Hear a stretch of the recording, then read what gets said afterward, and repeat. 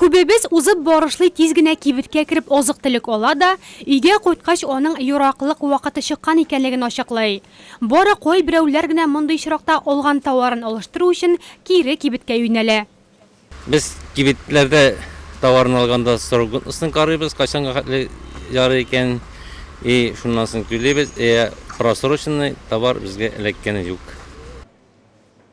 Бердәм Россия сәяси партиясенең Нурлат җирле бүлекчәсе каршында эшләүче халык контроле шәһәребезнең ире сәүдә үзәкләренең берсенә рейд белән чыкты. Бердәм Росларга район башкарма комитеты территориаль бүлеге, Роспотребнадзор һәм Дәүләт алкоголь инспекциясе вәкилләре дә иярде. Комиссия гызаларын товарның сыйфаты, яраклылык вакыты һәм саклану шартлары кызыксындырды. Бердәм Рослар әйтүенчә, кибеттә зур тәртип бозулар теркәлмәгән. Алай да кайбер товарларның бәяләрендәге мәгълүматның тулы булмавы ачыкланды.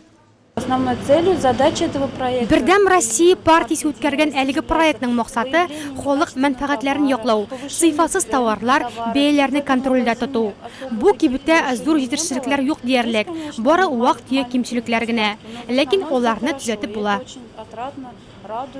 Бердәм Рослар мондый рейдларны даими үткәрә. Ул халык хокукларын яклау өчен зур роль уйный.